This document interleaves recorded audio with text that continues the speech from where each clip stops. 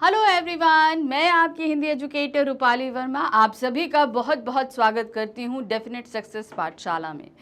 तो ये पाठशाला आपको बेहतरीन तरीके से पढ़ा रही है। कहने का तात्पर्य है कि आपको जो भी कंटेंट दिया जाता है वो बेस्ट एक्सप्लेनेशन के साथ दिया जाता है। क्यों मैं ऐसा कह रही हूँ? क्योंकि भाई अगर हम सही से एक्सप्लेन नहीं करेंगे तो चीज़ें आपको समझ में नहीं आएंगी। ठीक है भाई, पढ़ने के लिए तो बहुत सारी चीज़ें हमको, बुक्स हैं, सारी चीज़ें हमको पढ़ने के लिए मिल जाती हैं। तो कभी कभी कुछ टॉपिक्स ऐसे होते हैं कि जिनमें हम अटक जाते हैं, हमें समझ में नहीं आता कि ये क्या है। तो वहीं पर हम आपको जो है एक्सप्लेन करते हैं कि ये चीज़ें किस तरीके से हैं। तो आपको जब यहाँ यानी कि डेफिनेट सक्सेस पाठशाला पे ये सारा बेहतरीन कंटेंट विद बेस्ट एक्सप्लेनेशन के साथ मिल रहा है, तो हम ये कहेंगे कि आप लाइक सब्सक्राइब ज़रूर कीजिएगा। ठीक है, तो इसी अच्छी सी बात के साथ में शुरू करते हैं आज का वीडियो। आज का वीडियो जैसा कि आप देख रहे हैं class 10th Hindi course B के स्टूडेंट्स के लिए है। कोर्स बी के स्टूडेंट्स अक्सर जो है ये कहते हैं कि भाई ए तो बहुत अच्छे से पढ़ा दिया जाता है पर बी नहीं पढ़ाया जाता। तो ऐसा मेरे साथ नहीं है। मैंने प्रॉमिस किया था कि भाई मैं ए पढ़ा रही हूँ लेकिन जल्द ही कोर्स बी भी लेकर आऊँगी ताकि कोर्स बी के स्टूडेंट्स जो हैं वो परेशान नहीं हों।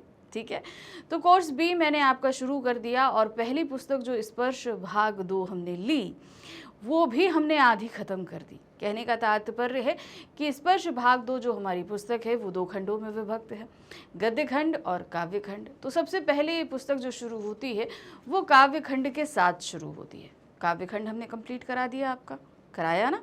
काव्य खंड में 7 अध्याय थे, उन्हें हमने कंप्लीट करा दिया। आज से हम शुरू कर रहे हैं गद्य खंड। तो गद्य खंड में भी आपके 7 अध्याय हैं। तो जैसे फटाफट हमने काव्य खंड खत्म किया वैसे ही हम खत्म करेंगे गद्य खंड।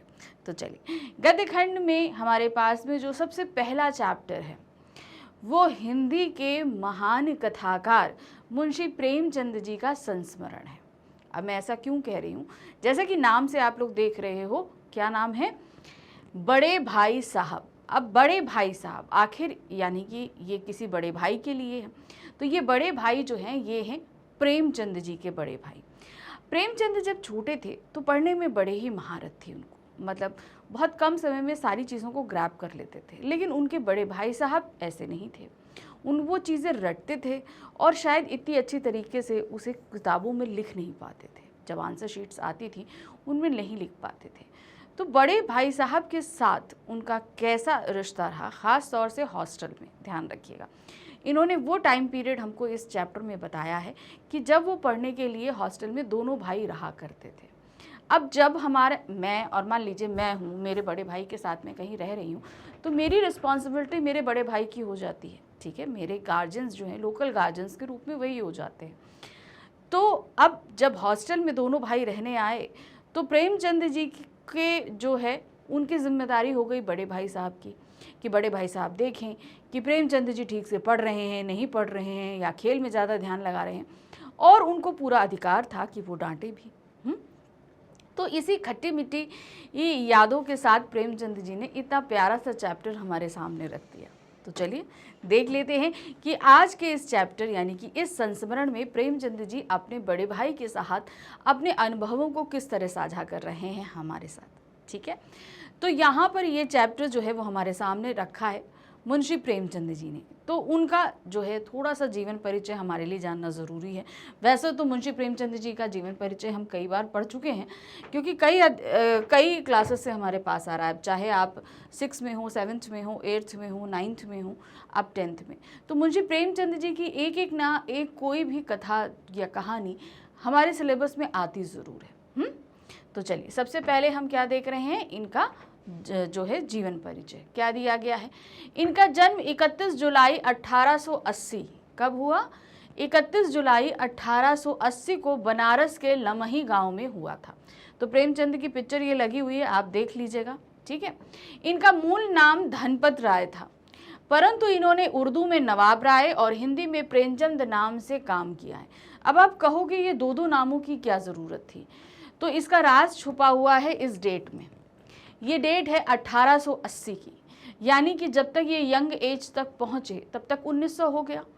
अब 1900 में किसका राज था भारत पर? अंग्रेज़ों का राज था। अंग्रेज़ों के खिलाफ कोई भी चीज़ लिखने की मनाही थी। ठीक है। कोई भी लेखक या कोई भी कवि कुछ भी लिखता था तो उनको सज़ा दे दी जाती थी और उनकी रचनाओं को जब्त करके नष्ट कर दिया जाता था, ये होता था। तो भाई अब प्रेमचंद जी भी जो है जब लेखन कार्य करने लगे तो उनके साथ बड़ी मुसीबत कि वो उन्होंने देखिए जो भी लिखा है वो अंग्रेज़ों के खिलाफ इनडायरेक्टली लिखा है, डायरेक्टली कोई चीज़ ना देकर इनडायरेक्टली लिखा है। अब उनकी भी रचनाओं को जो है अंग्रेज़ों द्वारा जब्त करने या उनको सज़ा देने का था। तो इन्होंने क्या किया, इनका जो मूल नाम धनपत राय था, इन्होंने अपने उस नाम को छोड़ दिया।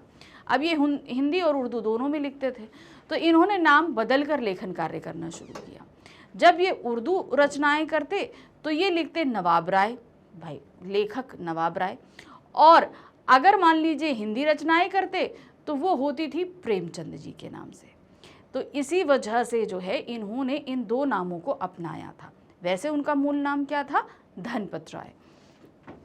निजी व्यवहार और पत्राचार ये धनपत राय से ही करते थे, यानी कि जो निजी व्यवहार है, यानी कि जो लेटर वगैरह होता था, भाई अभी तो बहुत सारी चीज़ें हैं, मेल है, ये सारी चीज़ों के थ्रू होता था।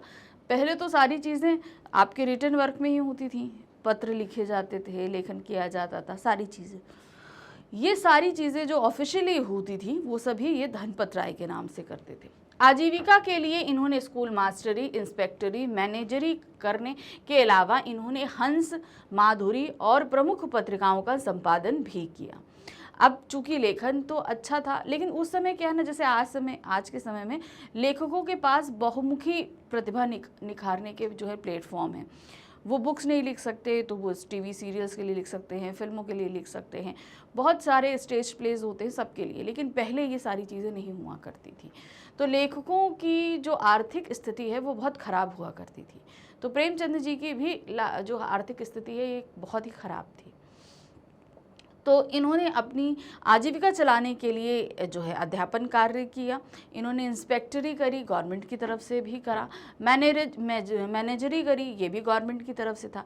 चूँकि ये अब स्वतंत्रता आंदोलन में कूदे थे तो इसलिए उन्होंने इंस्पेक्टरी और मैनेजरी जैसे जो गवर्नमेंट की तरफ से था उनसे त्यागपत्र दे दिया था।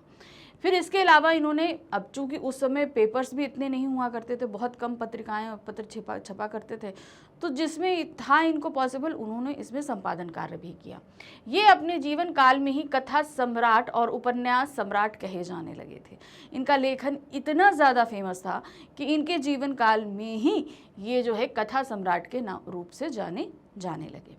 अब आ जाते हैं इनके प्रमुख कार्य। जैसे कि हमने बताया कथा सम्राट, तो कहानियाँ ही नहीं, इन्होंने उपन्यास भी लिखे हैं। तो उपन्यास देखिए, क्या यहाँ वैसे तो इनका लेखन कार्य बहुत ज़्यादा है, हमने कुछ का ही नाम यहाँ पर रखा है। देखिए क्या है, गोदान, गमन, प्रेमाश्रय, सेवा सदन, निर्मला, कर्मभूमि, रंगभूमि, कायाकल्प, प्रतिज्ञा और मंगलसूत्र, जो कि अपूर्ण है। तो मंगलसूत्र जो इनकी रचना है ये क्या है, ये अपूर्ण है, ये पूरी नहीं हो पाई।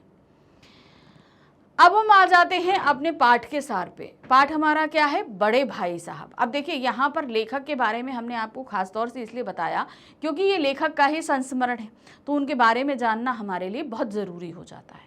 ठीक है, वैसे पाठ कोई ज़्यादा मुश्किल नहीं है, लेकिन इसमें जो घटनाएं घट रही हैं उन्हीं पे आधारित प्रश्न बनेंगे और उन्हीं पर आपसे हो सकता है आगे बनाकर एग्जाम में पूछे भी जाएँ, तो चैप्टर अच्छे से समझ लीजिए। जैसे दिया है, लेखक प्रेमचंद ने इस पाठ में अपने बड़े भाई के बारे में बताया है। किसके बारे में बताया है, उनसे जो बड़े भाई हैं, जो कि उम्र में उनसे 5 साल बड़े परंतु पढ़ाई में केवल 3 कक्षा आगे थे। तो समझ में आया, पहली चीज प्रेमचंद से वो उम्र में कितने 5 साल बड़े थे। मान लीजिए कि अगर प्रेमचंद जी 10 साल के हैं तो उनके भाई 15 साल के हैं, लेकिन स्कूली शिक्षा में वो सिर्फ 3 कक्षा आगे थे। अब कैसे 3 कक्षा आगे थे, मान लीजिए कि प्रेमचंद जो हैं वो क्लास 6th में हैं, तो अब क्या कहते हैं आपके बड़े भाई साहब किस में होंगे, 9th में होंगे। भाई 6 में है, 7th, 8th और 9th, तो 3 कक्षा आगे बताया गया है। तो 6 हो गया, 7th हो गया, 8th हो गया, तो वो किस में हुए, 9th क्लास में हुए। लेखक स्पष्टीकरण देते हुए कहते हैं, ऐसा नहीं है कि उन्होंने बाद में पढ़ाई शुरू की, बल्कि वे चाहते थे कि उनकी बुनियाद मजबूत हो, इसीलिए 1 साल का काम 2-3 साल में करते, यानी उनके बड़े भाई कक्षा पास नहीं कर पाते थे। लेखक की उम्र 9 साल थी और उनके बड़े भाई की 14 साल थी। तो जैसे मैंने बताया, ठीक है, वे लेखक की पूरी निगरानी रखते थे, जो कि उनका जन्मसिद्ध अधिकार था। अब देखिए यहाँ पर क्या है, लेखक की उम्र हमारी 9 साल थी। अब ये सारी चीज़ें आपको मैं क्यों बार बार पॉइंट आउट कर रही हूँ, क्योंकि ये पूछा जाएगा क्वेश्चन में, ठीक है। उनकी उम्र थी 9 साल लेखक की, यानी कि प्रेमचंद जी की, और उनके बड़े भाई साहब की उम्र थी 14 साल। अब उन्होंने स्पष्टीकरण देते हुए कहा है कि भाई जब 5 साल का अंतर है तो कक्षाओं में भी 5 साल का अंतर होना चाहिए, पर ऐसा नहीं। तो उन्होंने ये स्पष्ट किया कि ऐसा नहीं है कि भाई साहब ने देर से पढ़ाई शुरू करी, उन्होंने भी सही समय से शुरू करी और मैंने भी सही समय से शुरू करी।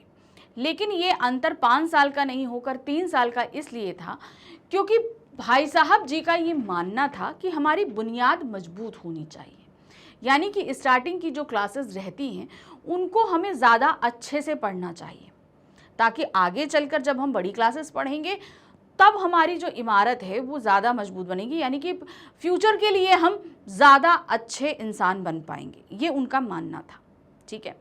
तो अब चूंकि यहाँ पर थोड़ा सा ध्यान दीजिएगा, उनका कहने का मतलब है कि वो एक कक्षा में 2 साल लगाते थे। अब ऐसा नहीं है कि कोई इंसान अपनी मर्जी से एक ही कक्षा में 2 साल पढ़े।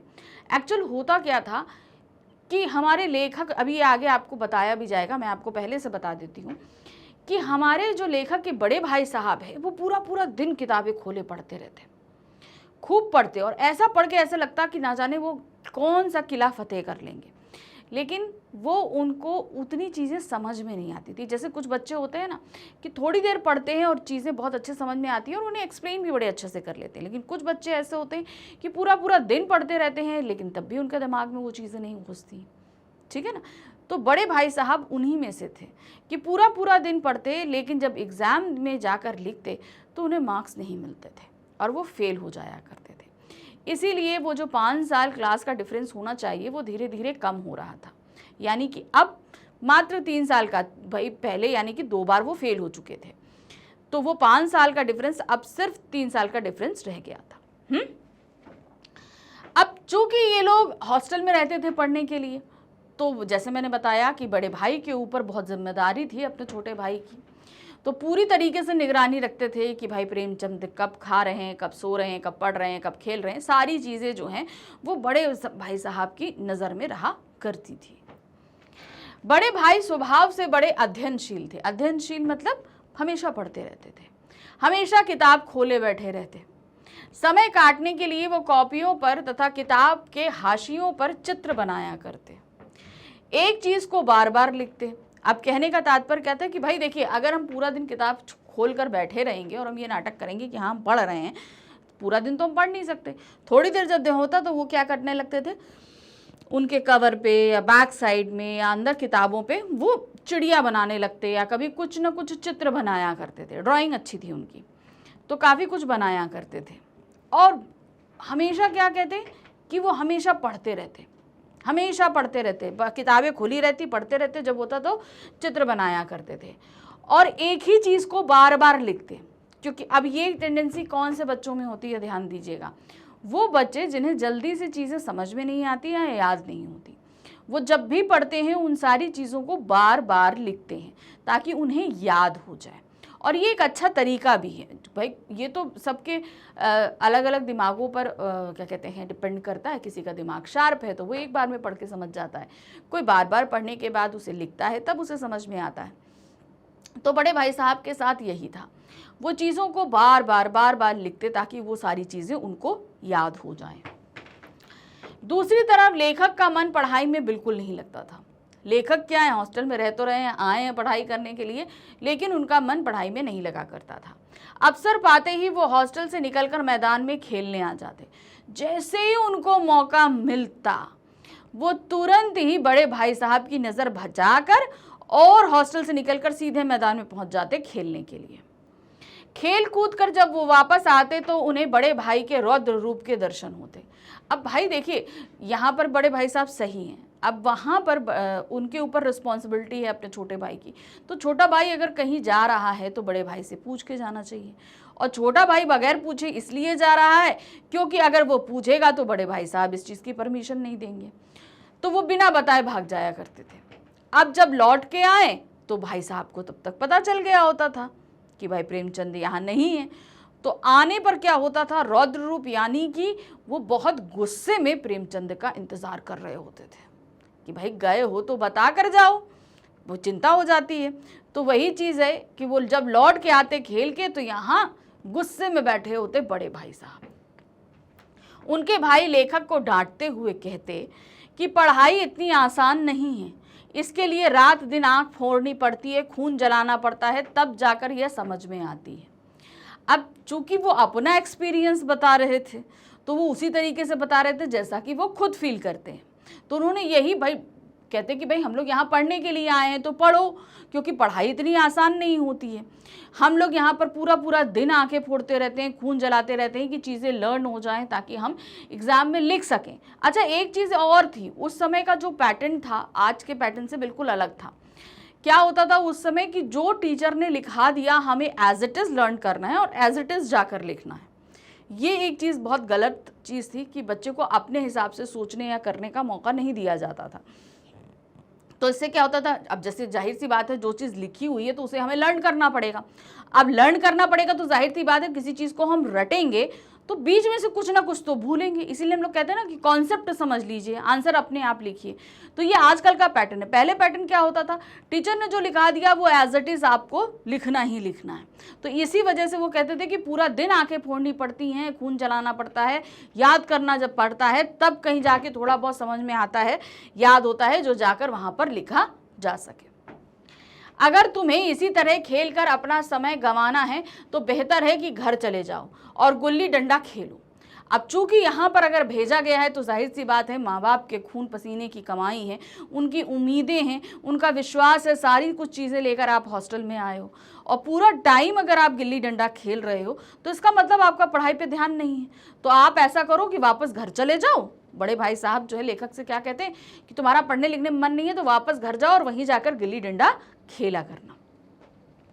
इस तरह यहाँ रहकर दादा की गाढ़ी कमाई के रुपए क्यों बर्बाद करो, दादा अर्थात पिताजी। तो उन्होंने कहा कि भाई यहाँ रहकर दादा की कमाई का क्यों पैसा बर्बाद कर रहे हो, उन्होंने इतनी मेहनत करके खेती बाड़ी करके जो भी वो काम करते हो करके जो है कमाया है और तुम यहाँ पर उसे बर्बाद कर रहे हो। भाई हम लोगों को पढ़ने के लिए भेजा गया है तो हमें पढ़ना चाहिए, खेलना कूदना नहीं चाहिए। लेकिन यहाँ पर देखो चीज़ें, एक चीज़ ये भी बताई गई है कि कहीं ना कहीं पुराने पैटर्न के बारे में चीज़ें कही गई है कि पहला क्या है कि सिर्फ पढ़ाई पढ़ाई पढ़ाई, एक्टिविटीज़ का उसके बीच में कहीं कोई मतलब नहीं होता था। आजकल क्या है कि आप लोगों को स्कूल में पढ़ाया जाता है, अगर मान लीजिए आपके 8 पीरियड लग रहे हैं तो 8 पीरियड पढ़ने के हैं तो 2 पीरियड्स आपके एक्टिविटी के होते हैं, चाहे ड्राइंग हो, स्पोर्ट्स हो, कुछ इस तरीके के, कंप्यूटर हैंड एंड स्पोर्ट्स है तो कुछ अनदर एक्टिविटी रहती है जिससे बच्चे का पढ़ने में मन लगता है। क्योंकि पहले के कॉन्सेप्ट में ये था कि पढ़ाई तो सिर्फ पढ़ाई, लेकिन आज क्या है आपको पढ़ाई भी और एक्टिविटी भी, इन दोनों चीज़ों से पढ़ाया जाता है। आपका क्या कहते हैं फिजिकल हेल्थ और मेंटल हेल्थ दोनों का ध्यान रखा जाता है, लेकिन पहले ये सारी चीज़ें नहीं होती थी। ऐसे लताड़ सुनकर लेखक रोने लगते। अब जब बड़े भाई इस तरीके से डांटते तो लेखक को तो रोना आ जाता, भाई जाहिर सी बात है इस तरीके से डांटा जाएगा तो अच्छे अच्छे रोएंगे। और उन्हें लगता कि पढ़ाई का काम उनके बस का नहीं है, परंतु 2-3 दिन निराशा हटती तो फटाफट पढ़ाई लिखने की कठिन टाइम टेबल बना लेते। अब चूंकि जब इस तरीके से लताड़ा जाता उनको तो उन्हें लगता कि भैया पढ़ाई मेरे बस की नहीं है। लेकिन क्या होता कि भाई डांट के बाद 2-3 जो है तुरंत एक बढ़िया सा टाइम टेबल बनता कि इसी टाइम टेबल के हिसाब से पढ़ाई की जाएगी और जो टाइम टेबल बनता उसमें पढ़ाई के अलावा किसी और चीज़ के लिए कोई जगह ही नहीं होती। अब देखिए क्या होता है कि हम अपना मन मार के 1 दिन 2 दिन 3 दिन 4 दिन 5 दिन 6 दिन ज़्यादा से ज़्यादा 1 हफ्ते कर लेंगे काम, लेकिन उसके बाद हम अपना मन नहीं मार पाएंगे। ठीक है, अब लेखक का मन किस में था, सबसे ज़्यादा खेल में था। तो उन्होंने जो टाइम टेबल बनाया उसमें खेल कूद का कहीं कोई गुंजाइश ही नहीं थी, उन्होंने कोई टाइम खेल का रखा ही नहीं। पढ़ना, क्या कहते हैं, खाना, जो नित्य क्रम है वो करना, खेलना कहीं नहीं था। तो इस तरीके का टाइम टेबल कितने दिन फॉलो हो पाएगा, नहीं हो पाएगा। और वही होता था। तो देखिए क्या है, परंतु 2-3 दिन निराशा हटती तो फटाफट पढ़ाई लिखाई का कठिन टाइम टेबल बना लेते जिसका वो पालन नहीं करते थे। अब उसका भाई बना तो लेते लेकिन वो पालन नहीं हो पाता था। रीज़न क्या है भाई, सुबह से लेकर शाम तक आप पढ़ तो सकते नहीं हो, थोड़ी देर तो कहीं किसी अनदर एक्टिविटी में आपको देना पड़ेगा, और वो भी जो लेखक का फेवरेट चीज़ है, वही चीज़ टाइम टेबल से गायब हो जाएगी तो लेखक कितने दिन उसको फॉलो कर पाएंगे? फॉलो ही नहीं कर पाते थे। इसीलिए उसका जो टाइम टेबल बन तो जाता लेकिन उसका पालन नहीं हो पाता। खेल कूद के मैदान उन्हें बाहर खींच ही ले जाते। अब भाई टाइम टेबल बना लिया, चिपका लिया, देख लिया, शुरू किया, लेकिन मैदान का आकर्षण उनको इतनी बुरी तरीके से बुलाता कि वो बेचारे कमरे में रुक नहीं पाते। जैसे ही उन्हें मैदान का आकर्षण इतना ज़्यादा बढ़ जाता, वो सब कुछ पढ़ाई वढ़ाई छोड़ छाड़ के सीधे मैदान में होते। इतने फटकार के बाद भी वो खेल में शामिल होते रहे। सालाना परीक्षा में बड़े भाई फिर फेल हो गए और लेखक अपनी कक्षा में प्रथम आए। अब वो बड़े भाई साहब जिन्होंने इतना डांटा था, उसके बावजूद हमारे लेखक नहीं सुने और जो है वो अपना खेलते रहे, काम होता रहा। फिर उसके बाद एनुअल एग्ज़ाम आया। एनुअल एग्ज़ाम के बाद क्या हुआ? एनुअल एग्ज़ाम के बाद परीक्षा भाई दोनों की हुई, बड़े भाई की भी हुई और जो है प्रेमचंद जी की भी हुई। बड़े भाई साहब फेल हो गए और लेखक जो कम पढ़ते थे वो क्लास में फर्स्ट आए। अब देखिए, जो 3 साल का गैप था वो सिर्फ मात्र 2 साल का गैप रह गया। बड़े भाई साहब उसी क्लास में हैं और लेखक एक क्लास आगे आ चुके हैं। ठीक है, तो देखिए उन दोनों के बीच अब 2 कक्षा की दूरी रह गई। पहले 3 कक्षा की थी, अब 2 कक्षा की रह गई। लेखक के मन में आया कि वह भाई साहब को आड़े हाथों ले, परंतु उन्हें दुखी देखकर लेखक ने इस विचार को त्याग दिया। भाई पूरे साल बड़े भाई साहब ने बहुत डांटा था पढ़ाई को लेकर, पढ़ाई करो, पढ़ाई करो, पढ़ाई करो। अब जब ये रिजल्ट आया कि भाई जो पूरा दिन पढ़ रहा था वो फेल हो गया और जिसने खेल के साथ पढ़ाई करी थी वो फर्स्ट आ गया, तो अब उनके मन में ये आया कि अब तो भाई से अच्छी सी हम सुनाते हैं कि भाई तुम तो बोलते थे पढ़ो पढ़ो पढ़ो, तुम तो पूरा साल पढ़ रहे थे, तो तुम्हारा क्या हुआ? लेकिन जब वो ऐसा कुछ सोचकर उनके पास गए तो देखा कि बड़े भाई साहब बड़े दुखी हैं। तो मन में जो सारी चीज़ ठानी थी कि बड़े भाई साहब को आड़े हाथों लेंगे, वो विचार उनके दिमाग से निकल गया। अब उन्होंने कहा कि नहीं, हम ऐसा नहीं करेंगे। अब आगे क्या हुआ? खेल कूद में फिर व्यस्त हो गए। क्या हुआ? अब नया कक्षा शुरू हुई। एज यूजुअल लेखक के बड़े भाई साहब फेल हो चुके थे और ये पास हो गए थे। ये अपना खेल कूद जारी रख रहे थे और लेखक के बड़े भाई साहब जो है लेखन में, मतलब अपना पढ़ाई में बिजी थे। लेकिन अब थोड़ा सा लेखक के बड़े भाई साहब नरम पड़ गए थे, क्योंकि जिस चीज़ के लिए वो डांट रहे थे लेखक उसमें अच्छा था और प्रथम आ रहा था, इसलिए उनका थोड़ा सा अब रुआब थोड़ा कम हो गया था। और इसी के चक्कर में लेखक हमारे निडर हो गए थे, निर्भीक हो गए थे। बड़े भाई साहब से अब उनको डर भी कम लगने लगा था, क्योंकि बड़े भाई साहब अब उतना डांटते नहीं थे। अब बड़े भाई का लेखक पर ज़्यादा दबाव नहीं था, क्योंकि बड़े भाई साहब को पता था कि भाई ये अब कम भी पढ़ेगा तो अच्छा पढ़ लेगा, मैं पूरे दिन पढ़ता रहता हूँ लेकिन तब भी मेरे को याद नहीं होता।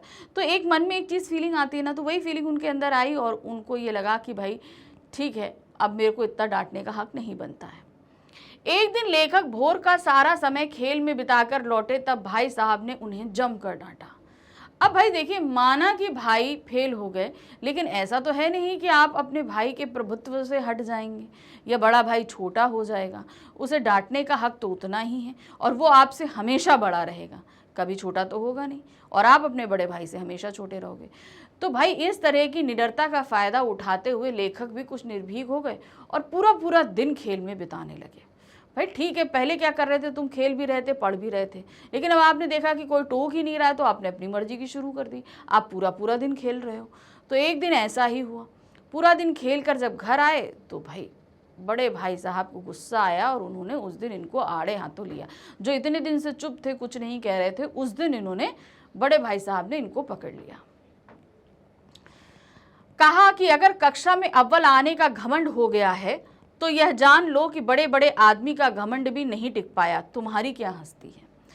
तो अब यहाँ पर क्या कहते हैं कि अगर तुम फर्स्ट आए हो और हम फेल हो गए हैं, तो तुम अगर फर्स्ट आए हो, उस चीज़ का तुम्हें घमंड हो गया है, तो ये जान लो कि घमंड बड़े बड़ों का नहीं टिका। जैसे कि रावण को घमंड था। रावण को घमंड क्या था कि मैं बहुत शक्तिशाली हूँ, भगवान शिव का सबसे बड़ा भक्त हूँ, लेकिन इन सब के बावजूद उसका नाश हुआ, क्योंकि उसने अपने घमंड में कुछ गलत काम कर लिए जिसका नतीजा उसको भुगतना पड़ा।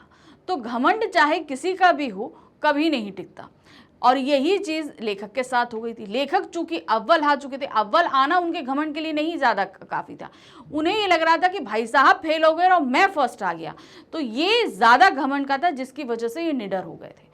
तभी अपने मन की करने लगे और जो चीज बड़े भाई साहब जो है भाप गए थे, भाई बड़े हैं तो अनुभव तो उनके पास ज़्यादा ही है, तो बड़े भाई साहब इस अनुभव को अच्छी तरह समझ चुके थे कि भाई इनको हो चुका है घमंड। तो वही चीज़ उन्होंने बोला कि घमंड तो बड़े बड़ों का, आदमियों का नहीं टिक पाया, तुम क्या हो।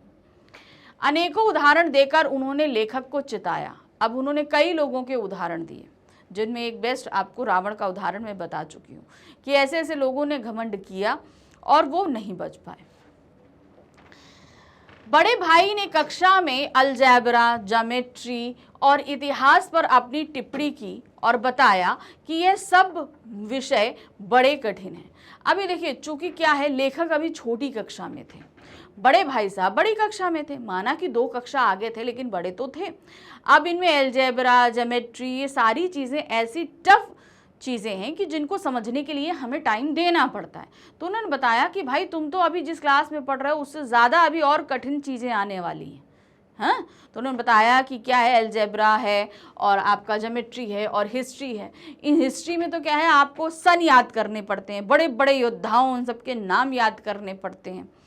तो वही सारी चीज़ें उन्होंने बताई कि भाई आगे चल के ये सब्जेक्ट्स और कठिन हो जाने हैं, तुम अगर अभी से ध्यान नहीं दोगे तो सारी चीज़ें और ज़्यादा कठिन होती जाएंगी। बताया कि ये सब विषय बड़े कठिन हैं। निबंध लेखन को उन्होंने समय की बर्बादी कहा और कहा कि परीक्षा उत्तीर्ण करने के लिए मेहनत करनी पड़ती है। फिर उन्होंने बताया कि भाई हमें निबंध लिखने पड़ते हैं, ठीक है, निबंध लिखने पड़ते हैं। अब मान लीजिए जैसे निबंध, अभी आप लोगों को निबंध तो आते नहीं, आप लोगों को क्या आते हैं, अनुच्छेद आते हैं। निबंध पहले आते थे 5-5 शब्दों के जो है आप निबंध लिखो, इतने लंबे लंबे निबंध लिखने होते थे। तो उन्हें ये लगता था कि भाई निबंध समय की बर्बादी है, आपको अगर लेखन कार्य जांचना ही है तो कुछ कम शब्दों का दे दीजिए। वो लगता था कि भाई एग्जाम में निबंध दे दिया और इतना लंबा कि लिखते जाओ लिखते जाओ लिखते जाओ, कितना भाई आप कितना लिख लोगे, सामने वाला उतना पढ़ना भी तो चाहिए। तो ये सारी चीज़ें वो बताते थे। इसके अलावा उन्होंने बताया कि अंग्रेज़ी भी एक चीज़ बहुत बड़ा टफ है, उसमें जो है सारे टेंसेस याद करना मुश्किल है, जो चीज़ें लिखी हैं उसको समझना, क्योंकि भाई पहले क्या था ना, इंग्लिश का इतना ज़्यादा प्रसार नहीं था, इतना ज़्यादा जो है ट्रेंड नहीं था। अब उस समय अंग्रेज़ तो थे इंडिया में, लेकिन क्या था कि वो अंग्रेज़ी, चूँकि हमारा बेस तो हिंदी का था, अब अंग्रेज़ी जब हमारे पास आए तो हम लोग को बड़ा टफ लगे, यही चीज़ होती थी। अब क्या है, आपकी अंग्रेज़ी आपके सारे सब्जेक्ट इंग्लिश में, खाली हिंदी को छोड़कर आपके बाकी सब सब्जेक्ट इंग्लिश में होते हैं। तो आप लोगों को इसलिए हिंदी टफ लगती है क्योंकि आप थ्रू आउट इंग्लिश में पढ़ रहे हो। अब इसी चीज़ को पलट दो, जो सारे सब्जेक्ट हिंदी में पढ़ रहा है उसके लिए एक अकेला सब्जेक्ट इंग्लिश होगा, तो उसके लिए इंग्लिश टफ होगी। ये वही चीज़ उस समय हुआ करती थी। अब उन्होंने बताया कि परीक्षा में उत्तीर्ण करने के लिए मेहनत करनी पड़ती है, यानी कि ये सारी चीज़ें आपको याद करनी पड़ती है। मैथ्स में आपको ज्योमेट्री है, अलजेब्रा है, आपको हिस्ट्री में सन है, योद्धाओं के नाम हैं, ये सारी चीज़ें हैं। लैंग्वेज आ जाइए, हिंदी में बड़े बड़े निबंध हैं। इंग्लिश में आपको सेंटेंस फॉर्म करना ही मुश्किल है क्योंकि इंग्लिश समझ में ही नहीं आती है। तो इस तरीके से उन्होंने कई सब्जेक्ट्स के उदाहरण देकर बताया कि भाई पढ़ाई आगे बहुत टफ है, इसके लिए तुम्हें बहुत मेहनत करनी पड़ेगी। ये जो तुम पूरा दिन खेलते रहते हो, तुम एक क्लास में अव्वल आ गए, इसका मतलब कि आगे क्लास आसान हो जाएंगी, उनके लिए तुम्हें उतनी और मेहनत करनी पड़ेगी। तो पूरा दिन खेलने की ज़रूरत नहीं है, और अगर तुम्हें इस चीज़ का घमंड है तो उस घमंड को त्याग दो। यही चीज़ वो समझा रहे थे। स्कूल का समय निकट था, नहीं तो लेखक को और बहुत कुछ सुनना पड़ता। अब लेखक जब खेल कर आए तो उस समय स्कूल लगने का समय हो चुका था। तो आप बोलोगे कि मैम भाई इतनी जल्दी वो खेल के भी आ गए। पहले स्कूल ऐसे नहीं लगा करते थे। स्कूल की जो टाइमिंग होती थी वो 11, 11:30 इतने बजे की होती थी और शाम को 5 बजे तक स्कूल चलते थे, ठीक है। तो ये आप जैसे आजकल क्या होता है, अर्ली मॉर्निंग आप लोग के 7 बजे स्कूल लग जाते हैं, तो 7 बजे स्कूल पहले नहीं लगा करते थे। पहले एक ही शिफ्ट में स्कूल लगते थे और एक ही शिफ्ट आपकी जो होती थी वो 11, 11:30 बजे से शुरू होती थी, शाम को 5, 5:30 बजे तक, ठीक है। तो इस तरीके से क्या होता था। और सुबह उस समय के लोग सुबह अर्ली उठते भी थे, 5 बजे उठ गए, 5 बजे अपना 1 घंटे में अपना जो डेली का काम किया और चले गए खेलने, और खेल कर भी आ गए, क्या मान लो 10 बजे तक वापस आ गए। तो सोचिए आप कितना, 4 घंटे तो खेलने में ही बिता दिया उन्होंने। तो अब इस वजह से क्या हुआ कि अभी तो लेखक को बड़े भाई साहब सुना ही रहे थे, कि इतने में स्कूल का समय हो गया, नहीं तो अभी लेखक को और सुनना पड़ता कि स्कूल का समय हो गया, बड़े भाई साहब को भी स्कूल जाना था, इनको भी स्कूल जाना था, तो इसलिए थोड़ा सा जो है सेटल डाउन हुए कि चलो भैया जल्दी है स्कूल के लिए रेडी हो जाते हैं। उस दिन लेखन को भोजन निस्वाद सा लगा।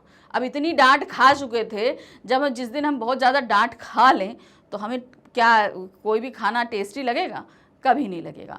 वही चीज़ उस दिन भी हुई। लेखक को उस दिन खाना बिल्कुल भी टेस्टी नहीं लग रहा था। इतना सुनने के बाद भी लेखक की अरुचि पढ़ाई में बनी रही और खेल कूद में वो शामिल होते रहे।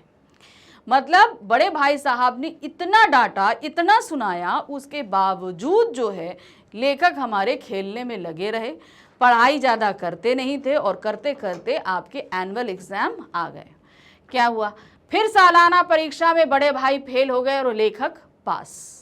अब फिर से एग्ज़ाम हुआ, एनुअल एग्ज़ाम हुआ, और फिर उसके बाद क्या हुआ? बड़े भाई साहब फिर फेल हो गए और हमारे लेखक पास हो गए। अब जो 2 क्लास का डिफरेंस था वो क्या रह गया था? 1 साल का रह गया था।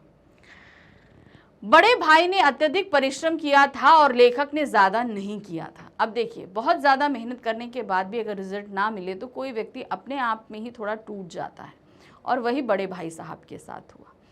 अब लेखक जो है उनको डांटने का विचार, उनके ऊपर घमंड दिखाने का विचार त्याग चुका था। अब लेखक को उन पर दया आने लगी थी कि बेचारे ये इतनी मेहनत करते हैं, इतना देर टाइम तक पढ़ते हैं, लेकिन बेचारे फेल हो जाते हैं।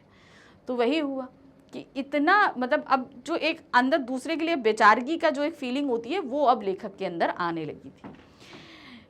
लेखक को अपने बड़े भाई पर दया आ रही थी। अब उनकी जो कंडीशन थी, भाई छोटा भाई जो कम पढ़ रहा है वो बार बार फर्स्ट आकर पास होता जा रहा है, और मैं जो पूरा दिन पढ़ रहा हूँ वो एक ही कक्षा में मैं तीसरी बार फेल हो गया। जब नतीजा सुनाया गया तो वो रो पड़े और उनके साथ लेखक भी रोने पड़े। यानी कि जब रिजल्ट सुनाया गया और क्या कहते हैं बड़े भाई साहब को पता चला कि वो फेल हो गए हैं, तो वो बेचारे रोने लगे। जाहिर सी बात है, कोई भी होगा रोने ही लगेगा। वो बेचारे रोने लगे और उन बड़े भाई साहब को रोता हुआ देखकर लेखक भी रोने लगे। पास होने की खुशी आधी हो गई। अब पास कौन हुए थे? हमारे लेखक। अब इस तरीके से बड़े भाई को देखते हुए खुद लेखक इतनी पास होने की खुशी महसूस ही नहीं कर पा रहे थे कि भाई बड़ा भाई इतना दुखी है, मैं कैसे एंजॉय करूं। अब उनके बीच केवल 1 दर्जे का अंतर रह गया था। कितना? सिर्फ 1 क्लास का अंतर रह गया था। लेखक को लगा यह उनके उपदेशों का ही असर है कि वे दनादन पास होते जा रहे हैं। अब लेखक को लगा कि भाई पढ़ाई इतनी टफ है तो हमारे ऊपर अंकुश लगा रहे हैं बड़े भाई साहब, इतना ज़्यादा मुझे उपदेश दे रहे हैं, समझा रहे हैं, शायद इसी वजह से मैं इतनी फटाफट पास होता जा रहा हूँ। अब उनको भी ये डाउट होने लगा कि भाई जो पढ़ाई की इतनी इंपॉर्टेंस जानता है, हमें बता रहा है, वो खुद क्यों नहीं हो रहा। यानी कि बड़े भाई साहब को भी उस तरह की गाइडेंस की ज़रूरत है जैसी गाइडेंस वो मुझे दे रहे हैं। तो अपने पास हो जाने का, फटाफट अच्छे नंबरों से पास हो जाने का सारा क्रेडिट उन्हें ये लगने लगा कि बड़े भाई साहब का है, कि बड़े भाई साहब ने उन्हें इतनी अच्छी गाइडेंस दे रखी है, इतना प्रेशर दे रखा है। इस वजह से लेखक को लगा यह उनके उपदेशों का ही असर है कि कवि दनादन पास हो रहे हैं। अब भाई साहब नरम पड़ गए। अब भाई पहली बार जब फेल हुए थे तो वो थोड़ा नरम हुए थे, लेकिन तब भी एक अंकुश बना कर रखा था। लेकिन अब की जब वो फेल हुए तो वो बेचारे बहुत ज़्यादा दुखी हो गए और वो पूरी तरीके से नरम पड़ चुके थे। अब उन्होंने लेखक को डांटना बंद कर दिया। अब लेखक के मन में यह धारणा बन गई कि वह पढ़े न पढ़े वे पास हो जाएंगे। अब देखिए, यहाँ पर 2 गलत चीज़ें हो गई। पहली चीज़ ये हुई कि बड़े भाई को ये लगा कि भाई छोटा भाई अच्छा कर ले रहा है तो इस पे इतना ज़्यादा प्रभुत्व जमाने की ज़रूरत नहीं। जब बड़ों का एक प्रभुत्व, एक दबाव हमारे ऊपर से हट जाता है तो हमारी ज़िंदगी वहाँ से ख़राब होनी शुरू हो जाती है। पहली चीज़ वहाँ पर हुई। दूसरा, हमारे लेखक को इस चीज़ का घमंड हो गया कि भाई वो पढ़ें या ना पढ़ें वो पास हो जाएंगे। तो ये दोनों ही चीज़ें गलत हुई, बड़े भाई साहब की तरफ से और लेखक की तरफ से। एक दिन संध्या कर समय लेखक हॉस्टल से दूर कनकौआ लूटने के लिए दौड़े जा रहे थे, तभी उनकी मुठभेड़ बड़े भाई साहब से हो गई। अब भाई 2 साल फेल हो चुके थे, तब भी अब लेखक को तो ये लग रहा था कि वो पढ़े ना पढ़े पास हो जाएंगे, तो उन्होंने भाई निडर होकर अपना पूरा समय खेल को देना शुरू कर दिया। क्या हुआ? शाम के समय था। वो कनकौआ, कनकौए का तात्पर्य होता है पतंग। पतंग लिए दौड़े हुए चले जा रहे थे। अब दौड़े जा रहे थे, इतने में वो टकरा गए किससे? अपने बड़े भाई साहब से। वे लेखक का हाथ पकड़ लिया और गुस्सा होकर बोले कि तुम 8वीं कक्षा में भी आकर ये काम कर रहे हो। तो समझ में आया कि तुम अब 8th क्लास में पहुंच चुके हो, इतने बड़े हो चुके हो और तुम कनकौआ उड़ा रहे हो, यानी कि तुम पतंग उड़ा रहे हो। अब भाई बड़ा होते जा रहे हो तो उतना सीरियस होना चाहिए। लेकिन लेखक हमारे भाई पढ़ाई को लेकर तो पहले सीरियस थे ही नहीं, उम्र के साथ भी उनके पास जो है सीरियसनेस नहीं आ रही थी। तो वही उन्होंने बोला कि भाई तुम अब इतने बड़े हो गए हो, 8th क्लास में आ गए हो, तो तुम्हें अब थोड़ा सा सीरियस हो जाना चाहिए। यही चीज़ उन्होंने समझाई। एक ज़माने में 8वीं पास कर नायाब तहसीलदार हो जाते थे। अब बहुत समय पहले की बात कर रहे हैं, ठीक है ना। तो एक समय क्या होता था, आप क्लास 8th पास कर लो, आप जो है तहसीलदार बन जाओगे। कई लीडर और समाचार पत्रों संपादक भी 8वीं पास हैं। अब उन्होंने कई बताया कि आज के समय में ऐसे बहुत से लीडर हैं और बहुत से समाचार पत्रों के संपादक हैं जो सिर्फ 8th क्लास पास हैं। तो वो यहाँ पर बता रहे थे कि भाई 8th क्लास की जो पढ़ाई है वो सीरियस है, क्योंकि इसके साथ ही आपका फ्यूचर बन सकता है। बड़े बड़े लोग हैं जो 8वीं कक्षा पास कर कर बैठे हुए हैं और देश के बड़े बड़े ओहदों पर हैं, परंतु तुम इसे महत्व नहीं देते। मतलब आप ये मानिए कि इतने बड़े बड़े पदों पर 8वीं पास लोग बैठे हुए हैं, तो तुमको भी 8वीं को उतना महत्व देना चाहिए, उतना टाइम देना चाहिए, तुम्हें उतना पढ़ना चाहिए। ये सारी चीज़ें लेखक बोल रहे थे। उन्होंने लेखक को तजुर्बे का महत्व स्पष्ट करते हुए कहा कि भले ही तुम मेरे से कक्षा में कितने भी आगे निकल जाओ, फिर भी मेरा तजुर्बा तुमसे ज़्यादा रहेगा, तुम्हें समझाने का अधिकार भी। अब उन्होंने एक बहुत बड़ी बात कही, ठीक है। ये अक्सर हम लोग के साथ भी होता है, ज़रा थोड़ा सा ध्यान देना, ठीक है। आपके साथ हुआ कि नहीं, लेकिन ये मेरे साथ हुआ है, मैं बताती हूँ। उन्होंने बोला कि भाई तुम माना कि पढ़ने में अच्छे हो, आज तुम 8वीं में हो, कल मेरी क्लास 9वीं में आ जाओगे, हम दोनों सेम क्लास में होंगे और हो सकता है आगे तुम क्लासेस पास करते हुए आगे निकल जाओ और मैं 9वीं का 9वीं में रह जाऊँ। लेकिन इसका मतलब ये नहीं है कि तुम्हें मुझसे ज़्यादा तजुर्बा हो जाएगा। मैं तुमसे उम्र में अगर 5 साल बड़ा हूँ तो ये ध्यान रखना कि मुझे तुमसे 5 साल ज़्यादा का तजुर्बा रहेगा। देखिए, पढ़ाई लिखाई अपनी जगह होती है, ज़िंदगी के तजुर्बे अनुभव अपनी जगह होते हैं। तो कोई भी अगर व्यक्ति जो पढ़ा लिखा नहीं है, तो मगर ऐसा हम नहीं कहेंगे कि उसे एक्सपीरियंस नहीं है, उसे ज़िंदगी का तजुर्बा नहीं है, क्योंकि हमारा जो मेन जो फ्रंट होता है, लड़ने का जो फ्रंट होता है, वो ये दुनिया ही होती है। और इस दुनिया में हर एक चीज़ किताबों के पढ़ने से नहीं आती, बहुत सारी चीज़ें इस ज़िंदगी में रहने से आती हैं, इस दुनिया में रहने से आती। और जो हमसे पहले से आया हुआ है तो उसके पास तो तजुर्बा ज़्यादा होगा, है ना। तो हम लोग यही समझ बैठते हैं, हम लोग खास तौर से अपने स्टूडेंट लाइफ में ये समझते हैं, अरे हम ज़्यादा पढ़े हैं, दूसरे वाला अगर हमसे कम पढ़ा है और हमसे उम्र में बड़ा है, तुम कहेंगे उसे कुछ आता ही नहीं है। अक्सर ये कब होता है, जो आप दादी, हमारी जो हम लोग की दादी नानी होती है, जो कम पढ़ी होती हैं और हम लोग पढ़ ज़्यादा लेते हैं, तो हम लोग सोचते हैं कि अरे इनको ज़्यादा कुछ समझ में नहीं आता होगा।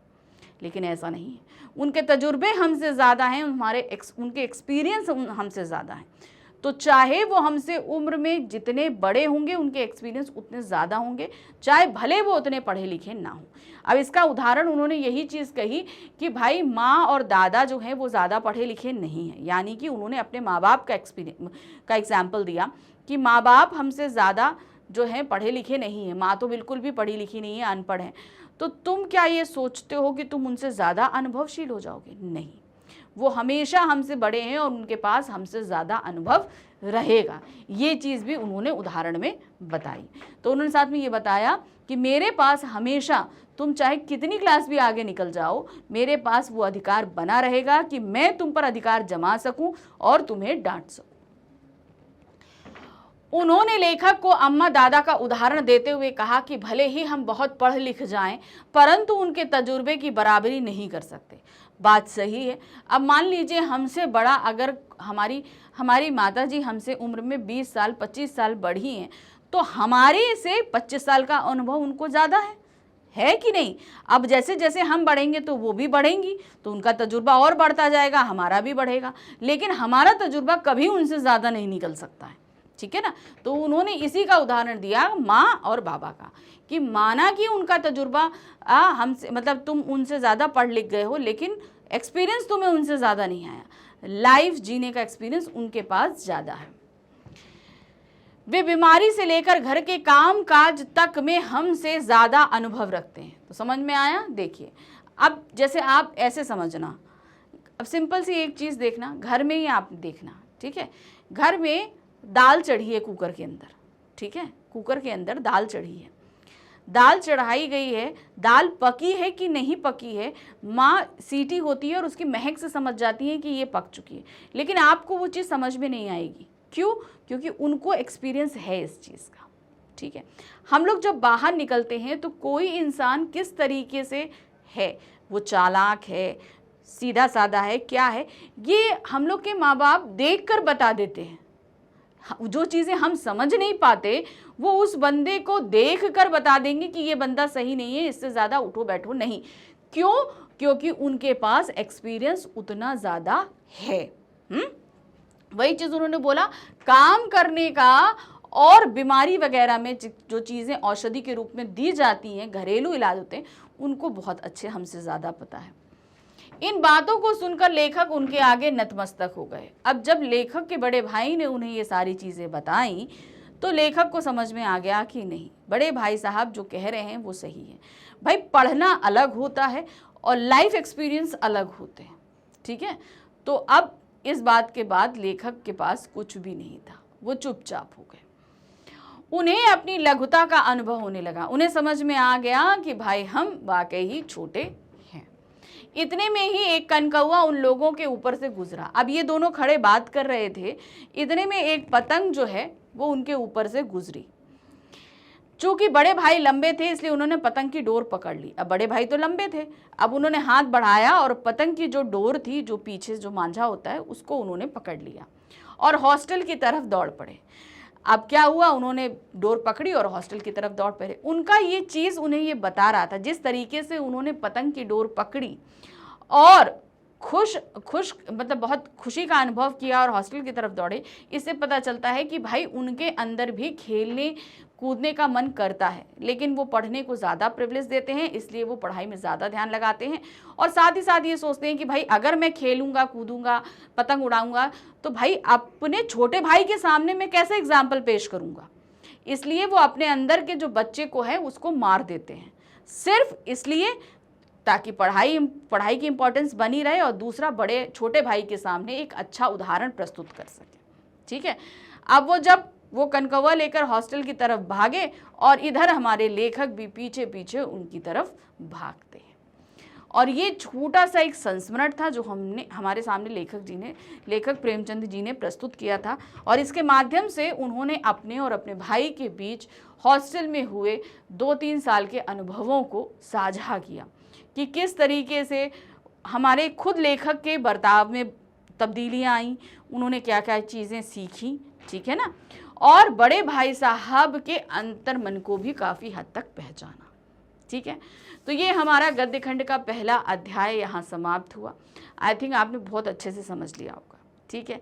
अब हम मिलेंगे इसी चैप्टर के एनसीईआरटी क्वेश्चंस के साथ में। एक चीज़ ध्यान रखिएगा, एनसीईआरटी क्वेश्चंस इसमें काफ़ी ज़्यादा हैं, इसलिए वो आपको बहुत सारी चीज़ों को बताएंगे, तो बहुत ध्यान से उनको देखिएगा। और कई तरीके के इसमें क्वेश्चन हैं, आपके ओरल भी हैं, रिटन भी हैं, 2 मार्क्स क्वेश्चंस भी हैं। तो चलिए फटाफट उनको देखेंगे, लेकिन नेक्स्ट वीडियो में। Thank you for watching, bye bye.